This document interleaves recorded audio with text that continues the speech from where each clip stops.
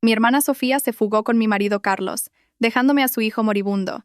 15 años después, se burlaron de mí, preguntando por el niño que habían abandonado para que muriera, hasta que él entró, hecho un hombre. Sus caras no tuvieron precio. Ha sido un largo camino, y todo empezó hace 15 años, en un martes que parecía como cualquier otro.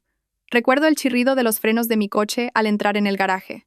Era una de esas tardes frescas de otoño en las que el aire huele a lluvia y a hojas caídas. Estaba cansada. Ya sabes, ese tipo de cansancio que se te instala en los huesos después de un largo día en la oficina. Un agotamiento que ni todo el café del mundo puede remediar. Mi mayor ambición para el resto de la noche era quitarme los zapatos, calentar algunas sobras y quizás ver alguna serie sin pensar demasiado. Se suponía que mi hermana Sofía iba a recoger a su hijo, mi sobrino Mateo. Últimamente me lo dejaba cada vez más a menudo. Y aunque adoraba a Mateo, admito que tenía ganas de una casa tranquila. Mi marido Carlos ya debería haber vuelto del trabajo. Me lo imaginé en el despacho, probablemente con los pies en alto viendo algún partido. Pero cuando giré la llave en la cerradura, lo primero que me golpeó fue el silencio. No era una quietud pacífica. Era un silencio pesado y hueco que se sentía completamente fuera de lugar. El aire estaba quieto y frío. No había un televisor a todo volumen desde el despacho. No olía a cena preparándose. Nada. ¡Carlos!, grité, dejando mi bolso en la consola de la entrada. Sofía, ya estoy en casa. Solo el eco de mi propia voz me respondió. Un pequeño nudo de inquietud se me apretó en el estómago. Crucé el salón, mis tacones de trabajo hundiéndose en la alfombra. Todo estaba ordenado. Demasiado ordenado. Una revista en la mesa de centro estaba perfectamente alineada. Los mandos a distancia, en una fila impecable. Carlos era muchas cosas, pero no era ordenado. Fue entonces cuando lo vi. El pequeño Mateo. Solo tenía 5 años, todo ojos grandes y asustados, y una mata de pelo rubio ceniza. Estaba acurrucado en el gran sillón junto a la ventana, el que llamábamos el sillón del abuelo.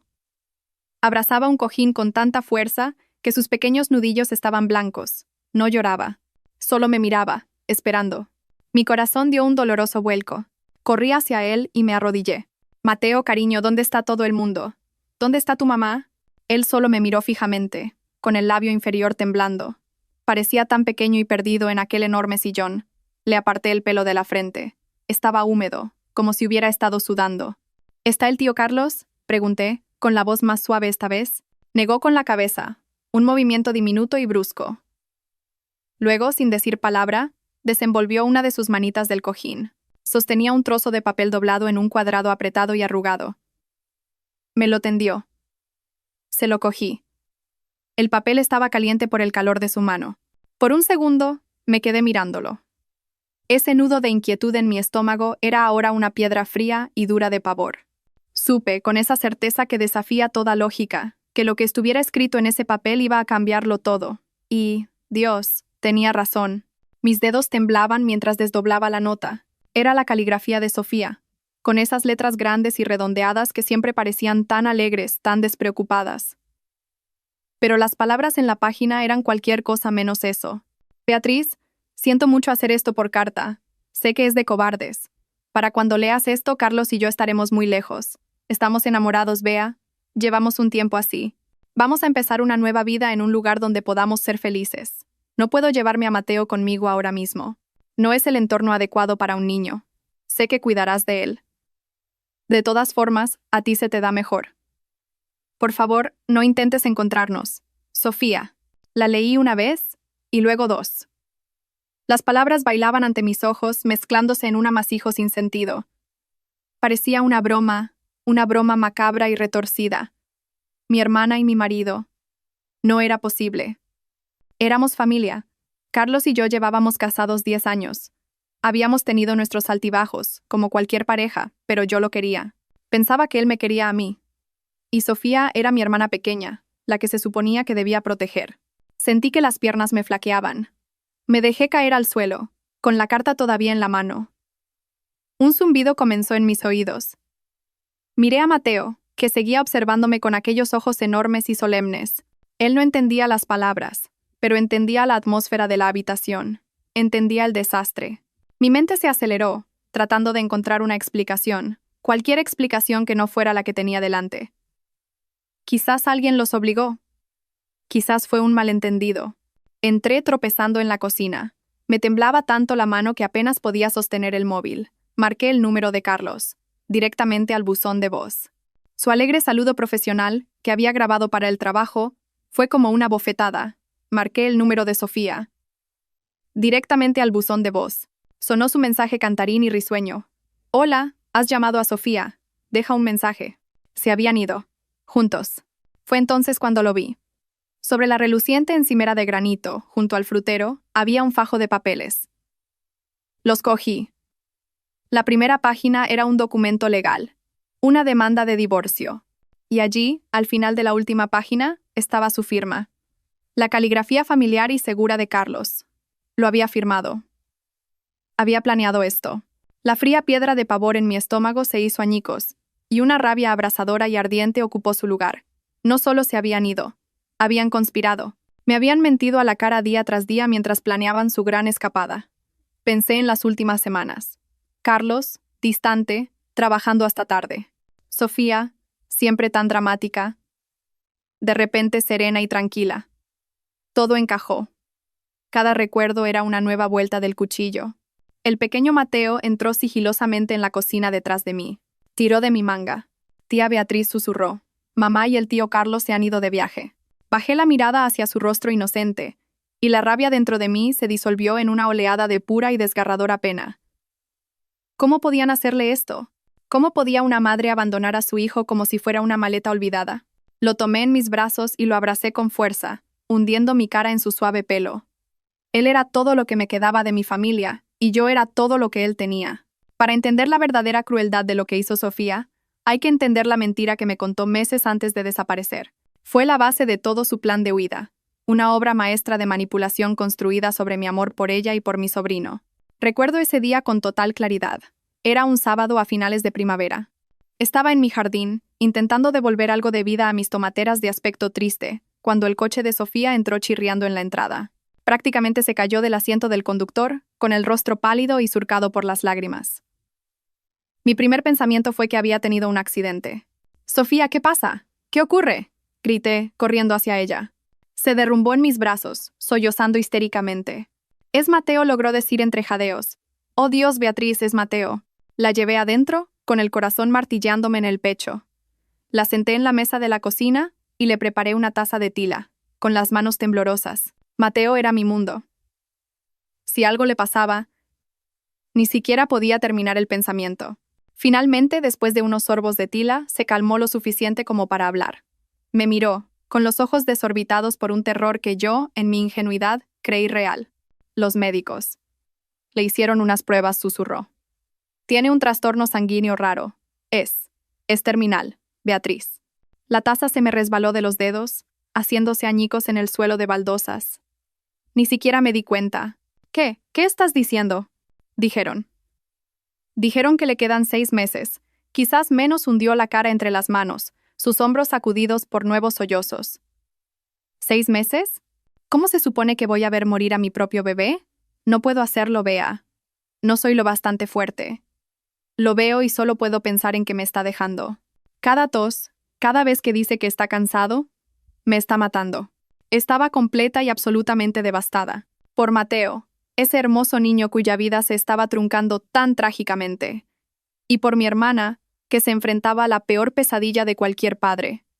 La abracé, dejando que llorara en mi hombro. «Lo siento mucho», Sofía, susurré, mientras las lágrimas también corrían por mi rostro. «Saldremos de esto. Lo que necesites. Aquí estoy. Pediremos una segunda opinión. Encontraremos a los mejores médicos». Se apartó, negando con la cabeza. «No tiene sentido.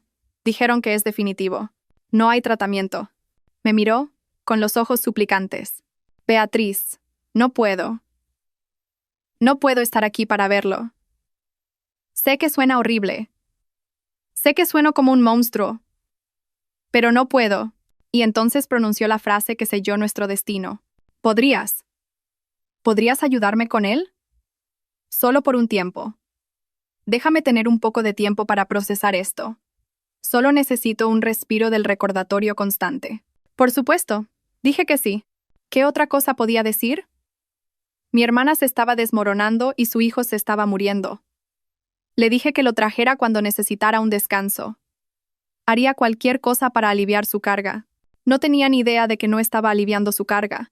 Me estaba convirtiendo en su vía de escape. No era una madre afligida. Era una estratega brillante y despiadada, y acababa de jugar conmigo a la perfección. Después de ese día, mi casa se convirtió en el segundo hogar de Mateo. Al principio era solo un fin de semana aquí y allá. Sofía lo dejaba un viernes por la tarde, con los ojos enrojecidos e hinchados. Me abrazaba y me daba las gracias profusamente, diciéndome que le salvaba la vida. Solo necesito no pensar en ello durante un par de días, ¿sabes? Decía, con la voz quebrada, solo para sentirme normal otra vez. Y yo la creí. Pasaba el fin de semana mimando a Mateo, tratando de llenar sus últimos meses con toda la alegría posible. Íbamos al parque, construíamos magníficos castillos de Lego que cubrían todo el suelo del salón, y veíamos dibujos animados hasta que ambos nos quedábamos dormidos en el sofá. Era un niño tranquilo y dulce, y parecía cansarse muy fácilmente, lo que solo confirmaba la historia de Sofía en mi mente. Pero entonces los fines de semana empezaron a alargarse. Lo dejaba el jueves y no lo recogía hasta el domingo por la noche.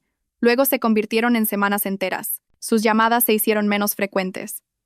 Cuando lograba hablar con ella por teléfono, sonaba distante, distraída. ¿Cómo lo llevas, Sofía?, le preguntaba, preocupada. Estoy bien, respondía, con voz plana. Solo ocupada, intentando mantener la mente en otras cosas. Mi marido, Carlos, fue maravilloso al principio. Lo que tu hermana necesite, Bea decía, alborotando el pelo de Mateo. Somos familia. Mirando hacia atrás, su acto de apoyo me revuelve el estómago. No me estaba apoyando a mí. Estaba facilitando su propia aventura. Cada hora extra que Mateo pasaba con nosotros era una hora extra que él podía pasar con Sofía. La inquietud empezó a colarse lentamente. Una tarde, una amiga mía, Julia, llamó para charlar. Oye, no te vas a creer a quién vi en el centro, dijo. A tu hermana Sofía. Estaba en esa nueva vinoteca, la Cepa. Estaba con un grupo de gente, riéndose a carcajadas. Parecía que se lo estaba pasando en grande. Sentí un frío pinchazo de confusión. ¿Estás segura de que era ella? Totalmente. Llevaba ese vestido rojo brillante que odias, rió Julia. Después de colgar, me senté en la casa silenciosa durante un buen rato. No tenía sentido. Una madre afligida cuyo hijo solo tenía unos meses de vida estaba riéndose en una vinoteca. Intenté descartarlo. Quizás estaba intentando forzarse a ser feliz, tal como había dicho. Pero la semilla de la duda había sido plantada. El colmo llegó unas semanas antes de que se fuera para siempre. Se suponía que debía recoger a Mateo a las 6 de un domingo. A las 9 todavía no había aparecido. No contestaba al teléfono. Estaba frenética de preocupación imaginando lo peor. Finalmente, alrededor de la medianoche, su coche entró en la entrada. La recibí en la puerta, con los brazos cruzados. Sofía, ¿dónde has estado? Estaba muerta de preocupación. Pasó a mi lado, oliendo ligeramente a perfume y vino. Oh, relájate, Beatriz, perdí la noción del tiempo. Parecía molesta, como si yo fuera la que no era razonable. Has perdido la noción del tiempo. Tu hijo está aquí. Se giró para mirarme, con los ojos fríos. Y está bien, ¿no? Mira. Tengo mi propia vida que vivir, Beatriz. No puedo ponerlo todo en pausa. Fue entonces cuando supe que algo iba terriblemente mal. Ya no se trataba de duelo. Esto era otra cosa. Era un abandono a cámara lenta, justo delante de mis ojos. Y entonces llegó la noche de la carta. La noche en que el desvanecimiento lento se convirtió en un silencio final y ensordecedor. Después de que el shock inicial pasó, una extraña calma se apoderó de mí. Era la calma del superviviente de un naufragio que finalmente se da cuenta de que el barco se ha hundido, y lo único que queda por hacer es nadar. Mi matrimonio había terminado. Mi relación con mi hermana era una mentira. Mi antigua vida había sido reducida a cenizas. Todo lo que me quedaba era el niño que dormía en la habitación de invitados, su rostro pacífico bajo el suave brillo de la luz de noche. Entré de puntillas en su habitación y me senté en el borde de la cama, simplemente observándolo respirar. Su pequeño pecho subía y bajaba con un ritmo constante. Parecía tan frágil, tan inocente. No tenía ni idea de que su mundo había sido destrozado tanto como el mío. Su madre se había ido. El hombre que conocía como su divertido tío también se había ido, y se había llevado un pedazo de mi vida con él. Las lágrimas que ni siquiera sabía que estaba conteniendo comenzaron a rodar por mis mejillas. Ya no eran lágrimas de rabia, eran lágrimas por él, por este niño pequeño e indefenso que había sido utilizado como un peón y luego descartado. Sofía no solo me había traicionado a mí, había abandonado a su propio hijo, y Carlos lo había permitido. Había visto cómo ella descuidaba a su hijo, y no había dicho nada, todo para poder tener lo que quería. En ese momento, mirando el rostro dormido de Mateo, sentí un amor feroz y protector hincharse en mi corazón. Era un amor tan poderoso que apartó mi propio dolor. Mi pena era un lujo que no podía permitirme en ese momento. Este niño me necesitaba. Extendí la mano y le aparté suavemente un mechón de pelo de la frente. Se movió en sueños, murmurando algo ininteligible. Me incliné y susurré en la quietud de la habitación. Era un juramento. Una promesa para él y para mí. Está bien, cariño, susurré, con la voz ahogada por las lágrimas. Ahora solo somos tú y yo. Pero nunca, jamás, voy a abandonarte. Siempre estaré aquí para ti, Mateo. Siempre. Te lo prometo. Volvió a caer en un sueño profundo, y yo me quedé allí durante mucho tiempo. El peso de esa promesa se asentó sobre mis hombros. Se sentía pesado, incluso aterrador. Tenía 40 y tantos años, de repente era una mujer soltera, y ahora una madre soltera de un niño que el mundo creía que se estaba muriendo. No tenía ni idea de cómo iba a hacerlo. Solo la tensión financiera era abrumadora. Mi sueldo era estable, pero estaba pensado para 2 personas, no para una persona y un niño con grandes necesidades médicas. No hubo discusión sobre la pensión alimenticia, ni charla sobre la custodia compartida. Solo había silencio y un niño durmiendo en mi habitación de invitados. Pero mientras estaba sentada allí en la oscuridad, sabía una cosa con certeza: no le fallaría. Vertería cada gramo de amor y fuerza que tenía para darle la mejor vida posible, por el tiempo que le quedara. Mi antigua vida había terminado. La nueva acababa de empezar. Los primeros meses fueron un torbellino de aprendizaje de una nueva rutina. Nuestra casa tranquila y ordenada se llenó de repente con el feliz caos de un niño de 5 años. Había piezas de Lego bajo los pies, sintonías de dibujos animados metidas en mi cabeza, y un zumbido constante y de bajo nivel de ansiedad por la salud de Mateo. Seguí las instrucciones de Sofía al pie de la letra. Había dejado una nota con una lista de los alimentos que comía. Una lista muy corta y muy extraña. Cosas como mermelada de fresa, plátanos y pan de molde sin corteza. Es lo único que come, me había espetado una vez, meses antes de irse. Ni se te ocurra darle otra cosa. Lo vomitará todo. Así que no lo hice. Le preparaba platitos de plátanos y sándwiches de mermelada. Se los comía, pero sin mucho entusiasmo. Y siempre estaba tan cansado. Tenía un estallido de energía durante 20 minutos y luego simplemente se marchitaba, necesitando tumbarse en el sofá. Su piel era pálida, casi translúcida, y tenía ojeras oscuras bajo los ojos. Todo en él parecía confirmar el terrible diagnóstico. Pero mi instinto me decía que algo andaba mal. Era más que una sensación. Era un instinto primario y profundo, un instinto maternal. Supongo. Aunque no fuera su madre biológica. Lo observaba empujar lánguidamente un coche de juguete por el suelo y pensaba: esto no está bien. Los niños, incluso los niños enfermos, deberían tener más chispa. E empecé a investigar por mi cuenta. Pasaba horas en internet por la noche, después de que Mateo se durmiera, buscando trastornos sanguíneos raros. Nada de lo que encontraba coincidía perfectamente con sus síntomas. Siempre había inconsistencias. El punto de inflexión llegó una tarde cuando lo llevé al parque.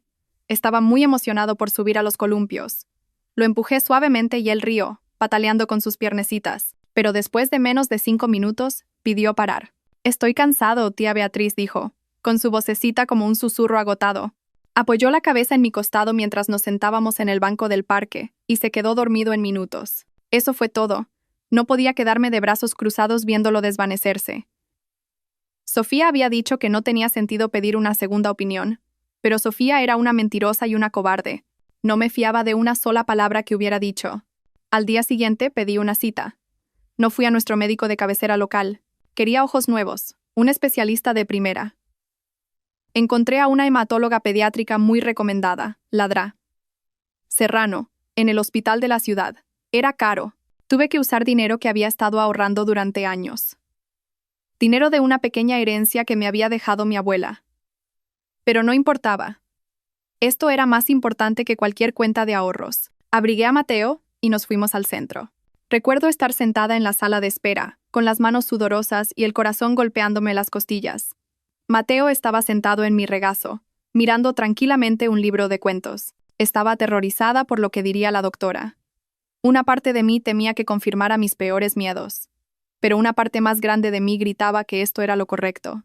Tenía que saber la verdad, por dolorosa que fuera. Ladra Serrano era una mujer de rostro amable con ojos agudos e inteligentes.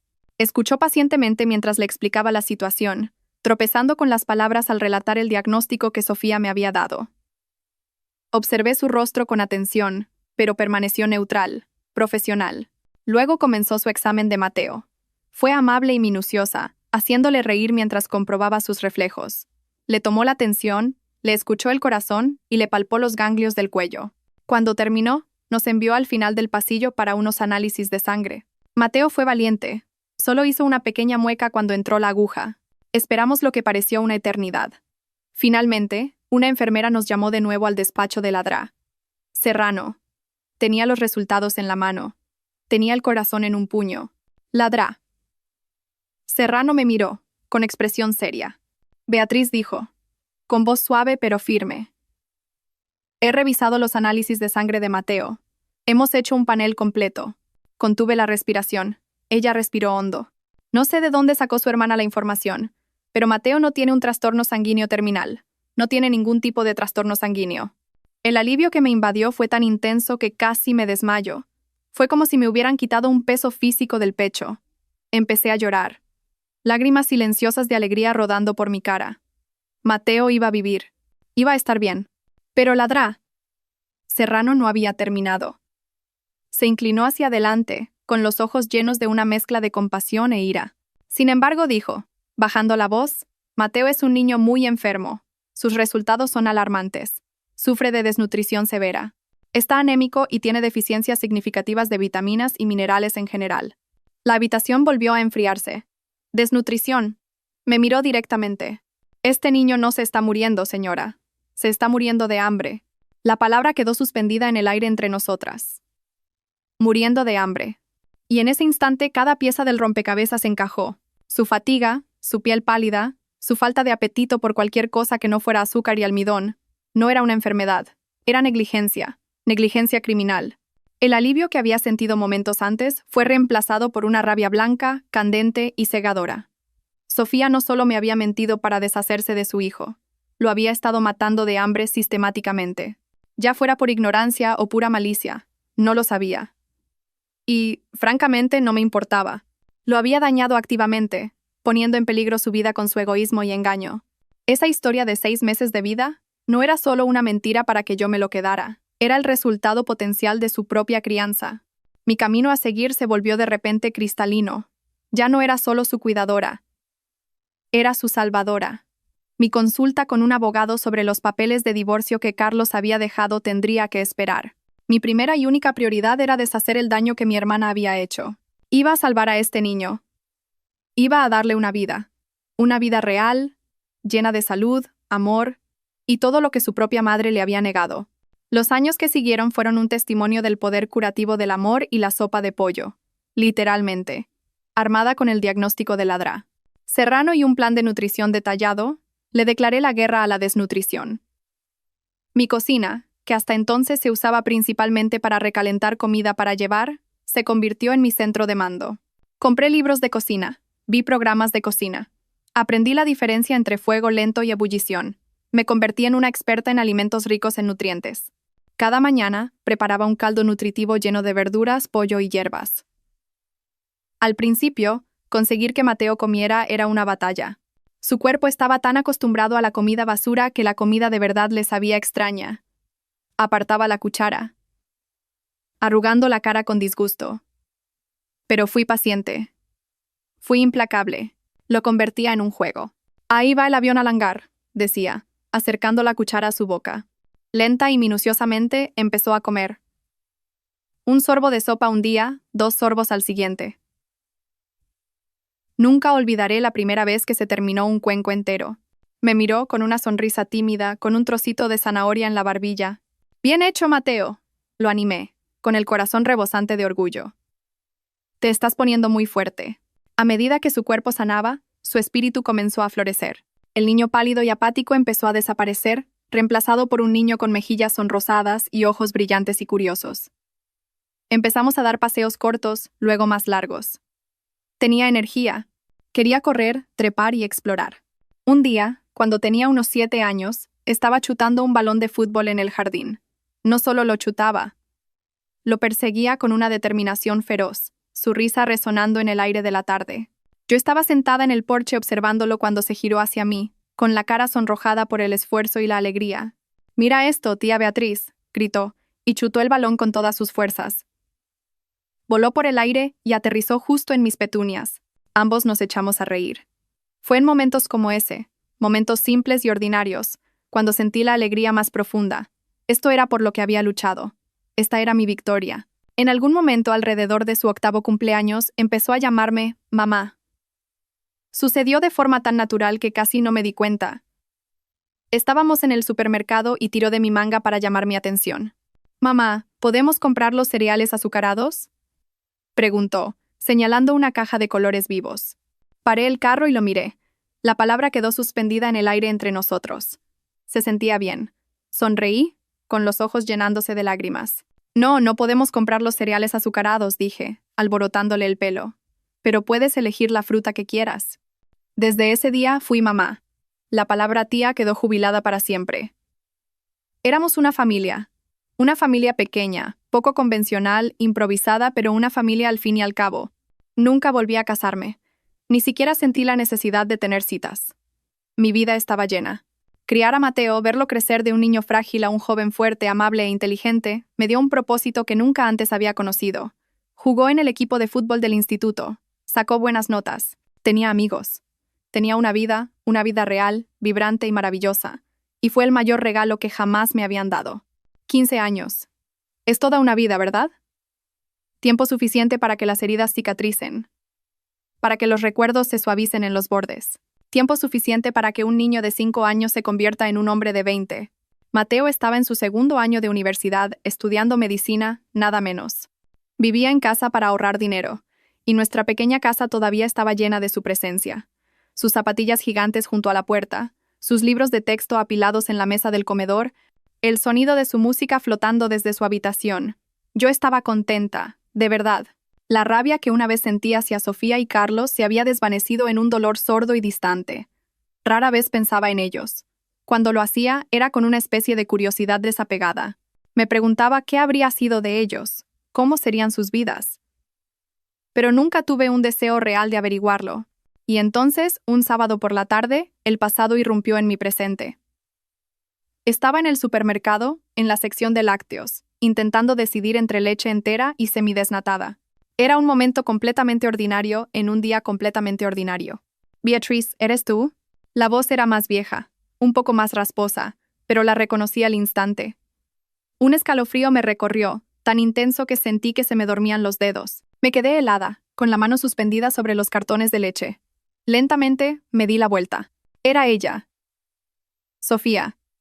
Estaba más gorda, con finas líneas grabadas alrededor de los ojos y la boca. Su pelo, una vez rubio brillante, ahora era de un color cobrizo y desvaído, pero era inconfundiblemente ella. Sonreía, una sonrisa brillante y alegre, como si nos hubiéramos visto la semana pasada en una barbacoa familiar.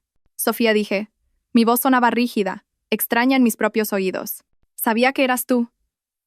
«¿Cuánto tiempo?», canturreó, acercándose. Una nube de perfume empalagoso y dulce me envolvió. Mi mente se quedó en blanco. Todas las cosas que había imaginado decirle si alguna vez la volvía a ver, las acusaciones furiosas, las preguntas entre lágrimas, todo se desvaneció. Estaba simplemente paralizada. Justo en ese momento, un hombre se acercó y le rodeó los hombros con el brazo. Era Carlos. Estaba más barrigón, con el pelo raleando en la coronilla, pero tenía la misma sonrisa petulante que recordaba demasiado bien. «Oye, ¿qué pasa?», dijo. Entonces sus ojos se posaron en mí. Su sonrisa se ensanchó. «Un momento, Beatriz. No me lo puedo creer». Me miró de arriba abajo, con un destello de algo. ¿Lástima? ¿Desprecio? En sus ojos. «Vaya, mírate, Beatriz. El tiempo no ha sido muy amable contigo, ¿verdad?». Apreté los dientes con tanta fuerza que me dolió la mandíbula. La parálisis se rompió, y esa vieja y familiar rabia, la que había estado latente durante tanto tiempo, volvió rugiendo a la vida. ¿Cómo se atrevían? ¿Cómo se atrevían a estar ahí sonriendo y bromeando después de lo que hicieron? Después de destrozar mi vida y dejar a un niño por muerto, estaban allí, actuando como si nada hubiera pasado, como si 15 años de silencio y dolor pudieran borrarse con un saludo alegre en la sección de lácteos. Encontré mi voz. Salió baja y peligrosa. «¿Qué creéis que estáis haciendo?», Sofía se rió. Fue un sonido ligero y tintineante que me puso la piel de gallina. Oh, vamos, Beatriz. No seas así. Han pasado 15 años. ¿No te alegras de vernos? ¿Alegrarme? Me quedé sin palabras ante su audacia. Al ver la expresión de puro asco en mi cara, ella solo sonrió con suficiencia. No te enfades tanto, dijo, agitando una mano con desdén. Agua pasada no mueve molino. Además añadió, con los ojos brillando con malicia, ¿no te alegras de haber pasado todo ese tiempo con Mateo? Debió de ser agradable para ti tener un niño cerca. Te dio algo que hacer, ¿verdad? La sangre se me heló. Estaba tratando de presentar el abandono de su propio hijo como un favor hacia mí. Carlos se rió a su lado, claramente disfrutando de mi incomodidad. Sí, vea. ¿Cómo está ese pequeño mocoso, por cierto? ¿Cómo se llamaba? ¿Bryce? ¿Marcos? Se llama Mateo Espeté, con la voz como el hielo. Ah, sí, Mateo, dijo Sofía, poniendo los ojos en blanco. Ese pequeño experimento fallido. ¿Sigue? ¿Por ahí? Lo dijo de manera casual, como si preguntara por un coche viejo, que probablemente ya estaba en un desguace. Pensaban que estaba muerto. Por supuesto que lo pensaban. Lo habían dejado para que muriera, y simplemente habían asumido que su plan había funcionado. La crueldad de aquello me dejó sin aliento. ¿Sigues soltera, Beatriz? Intervino Carlos, ensanchando su sonrisa. Supongo que perdiste tu oportunidad de encontrar a otro. Sofía y yo, sin embargo, seguimos locamente enamorados. No respondí. Me negué a darles la satisfacción de verme alterada. Me quedé allí, con la cesta de la compra agarrada como un escudo. Mi silencio pareció divertirles. ¿Todavía estás resentida porque te dejáramos? Dijo Sofía con aire de suficiencia. Es una pena de verdad. Ya ni siquiera puedes pedir la pensión compensatoria o la alimenticia, ¿verdad? Por la prescripción y todo eso. Guiñó un ojo, como si compartiera un astuto consejo legal. Sentí una extraña sensación de poder en mi calma. Querían una reacción. Querían lágrimas o gritos. No iban a conseguirlo. Bueno, continuó Sofía, ahora aburrida al no obtener una reacción de mí. Puede que Mateo fuera un fracaso, pero nuestra hija es perfectamente sana. Es animadora, ¿sabes? Acaba de cumplir 14 años. Esa palabra hija captó mi atención. Era la pieza de información que no sabía que necesitaba. El arma perfecta e inesperada. Dirigí mi mirada a Carlos. ¿Tenéis una hija? Pregunté con voz neutra. Él hinchó el pecho con orgullo. Sí, es la cosa más mona que has visto nunca. Nació un año después de que Sofía y yo nos juntáramos. Pero mientras hablaba, observé el rostro de Sofía. Su máscara alegre se había deslizado. Parecía nerviosa, incómoda, y supe con absoluta certeza que había más en esa historia. Los tenía. Dejé que el silencio flotara en el aire por un momento, observando cómo la compostura de Sofía se desmoronaba. Así que te quedaste embarazada justo después de iros, ¿eh? Pregunté, con los ojos fijos en los suyos. Su expresión se endureció. Carlos, ajeno a todo, saltó en defensa de su honor. Por supuesto, es mía. Como he dicho, nació un año después de que empezáramos nuestra nueva vida juntos. Ante sus palabras, Sofía se estremeció. Un movimiento diminuto, casi imperceptible, pero lo vi. Su expresión nerviosa me lo dijo todo. Algo no cuadraba. Di un pequeño paso hacia atrás, creando distancia. Bueno, eso es cuestionable, Carlos, dije con calma. Su sonrisa vaciló. ¿Qué se supone que significa eso? Significa, dije. Dejando que cada palabra aterrizara con un peso deliberado, que mientras Sofía dejaba a su hijo enfermo conmigo, no se quedaba en casa de duelo. Estaba conociendo a todo tipo de gente. El rostro de Carlos pasó de la confusión al shock. Se volvió hacia Sofía. ¿De qué está hablando? No dejé que Sofía respondiera. Hablé directamente a Carlos. ¿Quieres saber lo que hice después de que os largarais? Después de superar el shock inicial de los papeles del divorcio y el niño abandonado, contraté a un detective privado. Solo durante un mes.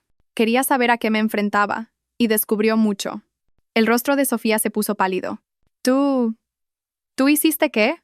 Me contó todo sobre las tardes libres de Sofía, continué, con voz firme y fría. Mientras tú estabas en el trabajo, Carlos, pensando que ella estaba agotada por su trabajo y por ser una madre afligida, ella estaba por ahí divirtiéndose, yendo a bares, a restaurantes, con otros hombres, dejando que le pagaran las copas, todo mientras fingía ser una madre devota para mí y una pareja devota para ti. No puede ser, murmuró Carlos, con el rostro ceniciento. Miró a Sofía, que miraba al suelo. Pasábamos los fines de semana juntos. ¿Cómo podía tener tiempo? Entre semana, Carlos, le expliqué pacientemente. como a un niño, mientras tú te ganabas la vida. Volví mi atención a Sofía. Le dijiste que estabas agotada de trabajar por el bien de Mateo, ¿verdad? Esa fue buena. Carlos miró a su mujer, completamente atónito. ¿Es eso cierto? ¿Fui solo una conveniencia? ¿Era solo tu cajero automático? Sofía permaneció en silencio, evitando su mirada, claramente deseando que el suelo se la tragara. Déjame adivinar, añadí, con voz peligrosamente suave. Carlos era simplemente el más estable económicamente del grupo, ¿no? El que tenía el buen trabajo y el sueldo fijo. ¡Basta!, gritó Sofía, con los ojos desorbitados por el pánico. Pero el daño estaba hecho. Carlos la miró fijamente, con la ira y la incredulidad luchando en su rostro. Dime que no es verdad, Sofía. Ella no respondió. Incluso tengo grabaciones, dije, asestando el golpe final. Era un farol, pero ellos no lo sabían. Conversaciones que el detective grabó con tus amigas donde llamabas a Carlos tu cajero automático. Sofía se quedó helada, dándose cuenta de la magnitud de su exposición. Carlos parecía que iba a vomitar. Su voz temblaba de rabia. Entonces, nuestra hija podría no ser mía. Eso es ridículo. Sofía agarró el brazo de Carlos desesperada. Es tuya, Carlos. Por supuesto que es tuya. Pero sus protestas eran débiles, su pánico palpable. Carlos no parecía convencido. Mantuve la calma. Puedes averiguarlo fácilmente, sugerí con suavidad. Una simple prueba de ADN lo aclararía todo. El rostro de Sofía se puso completamente blanco. Su confianza se había hecho polvo. No hay necesidad de eso. Es su hija, insistió frenéticamente. Pero ya no importaba. Sus negaciones carecían de sentido. La confianza de Carlos en ella estaba destrozada, y mi trabajo aquí había terminado. Había venido a por leche. Me iba con justicia. Lo que decidáis hacer es asunto vuestro, dije con firmeza, mi voz cortando las frenéticas protestas de Sofía. Pero recordad esto. Crié a Mateo con amor y cuidado, y eso es algo que nunca podréis quitarme. Me di la vuelta para irme, sintiendo una sensación de cierre que no me había dado cuenta de que me faltaba. Pero justo cuando di un paso, oí una voz tranquila y familiar detrás de mí. «Mamá, ¿estás listo?» Me giré y sonreí, mi corazón hinchándose con un orgullo feroz y protector. «Oh, Mateo, siento haberte hecho esperar». Se acercó a mí, alto y seguro de sí mismo con un traje bien entallado. Acababa de venir de un acto de la universidad. Puso una mano reconfortante en mi hombro. «No pasa nada. Vamos». Sofía y Carlos lo miraron fijamente, con la boca abierta. Luchaban por reconciliar al joven competente y sano, que tenían delante con el niño frágil y moribundo de sus recuerdos. «Espera», susurró Sofía, con la voz temblorosa mientras lo señalaba con un dedo vacilante. ¿Ese es Mateo?» Él se mantuvo erguido, con la mirada firme. No se parecía en nada al niño que ella había abandonado. «Sí», dije, mi voz resonando con orgullo. «Este es Mateo. Ahora tiene 20 años, y está prosperando». La voz tranquila y clara de Mateo siguió a la mía. No contenía ira, solo una certeza escalofriante. «Lo recuerdo todo», dijo, con los ojos fijos en las dos personas que lo habían creado y luego desechado. «Aunque era pequeño, sé quiénes sois, mi madre biológica y su amante». Carlos retrocedió como si lo hubieran golpeado. Estaba horrorizado, tratando de procesar las palabras serenas pero cortantes de Mateo. «Pero, ¿no se suponía que estabas enfermo?», balbuceó Carlos, mirando de Mateo a mí y de vuelta. «Pensaba que solo te quedaban 6 meses de vida». No interrumpí, con voz afilada. Mateo nunca estuvo enfermo con una enfermedad terminal. Esa historia de los 6 meses fue algo que Sofía se inventó. Después de que se fuera, llevé a Mateo a un hospital de verdad. Los médicos le diagnosticaron desnutrición severa, no una enfermedad mortal. Todo lo que necesitaba era comida y cuidados adecuados. El rostro de Sofía se puso de un rojo intenso y desigual por la vergüenza. «Lo intenté», murmuró débilmente, su voz apenas un susurro. Era un niño muy tiquismiquis con la comida. La expresión de Carlos se torció con asco. «Mateo está perfectamente ahora», dije, clavando mis ojos en Sofía. «Está sano, es fuerte. Jugó en el equipo de fútbol del instituto. Y estoy estudiando para ser médico», añadió Mateo, con voz uniforme, «para que ningún otro niño tenga que pasar por lo que yo pasé por la negligencia de un padre». Sofía y Carlos jadearon, conmocionados por lo lejos que había llegado. «Yo no tenía ni idea», masculló Carlos, completamente derrotado. «Y no hay necesidad», dije, lanzando una mirada directa a Sofía, «de que vuelvas a insultarlo o a llamarlo experimento fallido». Sofía desvió la mirada, incapaz de sostener la mía. La vergüenza finalmente. después de 15 largos años, escrita en todo su rostro. El aire en el pasillo del supermercado estaba cargado de mentiras destrozadas. Sofía abrió la boca para hablar, probablemente para ofrecer otra débil excusa, pero Carlos la interrumpió. Su voz era plana, desprovista de toda emoción. «Quiero el divorcio». Los ojos de Sofía se abrieron de pánico. «¿Qué? No, Carlos, no puedes hablar en serio», gritó, aferrándose a su brazo. Pero su expresión era de piedra. La apartó. «Después de saber cómo descuidaste a tu hijo, cómo me mentiste durante 15 años, no puedo seguir contigo. Ni siquiera puedo mirarte». «Es todo un malentendido», se desesperó, su voz subiendo a un tono histérico. «Beatriz está tergiversando la verdad». «No, no lo está», dijo Carlos, negando lentamente con la cabeza. «Me trataste como un cajero automático, y ahora veo la verdad. Toda la horrible verdad». Me miró, su rostro lleno de un arrepentimiento que llegaba 15 años tarde. «Beatriz, nunca podré compensar lo que hice. Pero lo siento de verdad». Inclinó la cabeza, un gesto de derrota y disculpa. No sentí nada. La ira y la traición que una vez albergaba se habían desvanecido hacía mucho tiempo, reemplazadas por el amor y la alegría de criar a Mateo. «Yo he seguido adelante», Carlos dije con firmeza. «Mateo y yo tenemos nuestras propias vidas ahora». Con eso me volví hacia mi hijo. «Vamos», mamá dijo, dándome un suave apretón en el hombro. Cuando empezamos a alejarnos, la voz temblorosa de Sofía nos llamó. «Mateo, espera». Nos detuvimos, pero no nos dimos la vuelta. «Lo siento mucho», sollozó. «Lamento haberte dejado. He pensado en ti todo este tiempo». Mateo se giró lentamente para mirarla. Ella dio un paso esperanzado, con el rostro surcado de lágrimas, pero él levantó una mano, deteniéndola en seco. «No lo hagas», dijo, con voz firme e implacable. «Lo recuerdo. Recuerdo todas las veces que me echabas de casa cuando venían hombres extraños. Recuerdo que me decías que me callara y me quedara en mi habitación». La miró directamente a los ojos. «Y recuerdo el día que me abandonaste. Decidí entonces que nunca te perdonaría». El rostro de Sofía se puso pálido. «¿Tú la llamas mamá?», preguntó desesperadamente, señalándome. «Sí», respondió Mateo sin un ápice de duda. «Beatriz me crió, me quiso, me salvó. Ella es mi verdadera madre». Sofía se quedó helada, el último destello de esperanza muriendo en sus ojos. Finalmente entendió que no había ninguna posibilidad de reconciliación. No le quedaba nada aquí. «No intentéis volver a vernos nunca más», dijo Mateo con firmeza. No era una petición, era una orden. Y así, sin más, nos fuimos. Dejamos los restos de sus vidas detrás de nosotros en ese frío suelo de baldosas. Nunca miramos atrás. Las consecuencias de ese día en el supermercado fueron rápidas y absolutas. Me enteré a través de mi amiga Julia, que todavía tenía contactos en mi antiguo barrio, de que Carlos cumplió su palabra. Contrató a un abogado y exigió una prueba de ADN para su hija. Los resultados llegaron tal como yo había sospechado. La niña no era suya. El divorcio fue brutal. Carlos demandó a Sofía por daños y perjuicios, por fraude, por 15 años de mentiras. Con mi historia para respaldarlo, ella no tuvo ninguna oportunidad. Él se quedó con la casa, los ahorros, todo. La dejó sin nada más que la ropa que llevaba puesta y las consecuencias de sus propias decisiones. Aparentemente, ella intentó difundir rumores sobre él, pero solo le salió el tiro por la culata, dejándola completamente aislada. Bloqueé su número y cualquier nuevo perfil en redes sociales que creara. Nuestro capítulo estaba cerrado para siempre. En cuanto a Mateo y a mí, nuestras vidas no hicieron más que mejorar. Se graduó de la universidad con honores y entró en la facultad de medicina. Conoció a una joven maravillosa y se comprometieron la primavera pasada. Verlo tan feliz, tan exitoso, tan lleno de vida y amor, es un orgullo tan profundo que a veces me hace llorar. Seguimos viviendo juntos mientras terminaba sus estudios, atesorando nuestro tiempo como madre e hijo.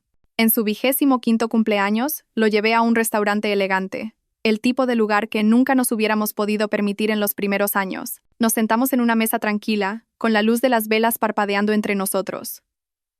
El camarero sirvió champán en nuestras copas. Levanté la mía.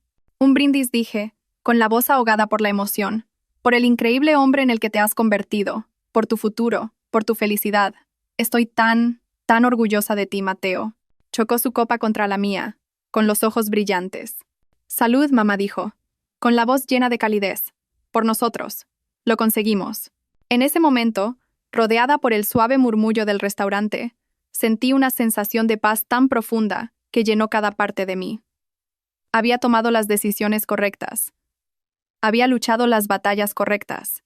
Este maravilloso joven sentado frente a mí. Esta hermosa vida que habíamos construido de las cenizas de la traición. Esto era todo lo que siempre había querido. Esto era mi hogar.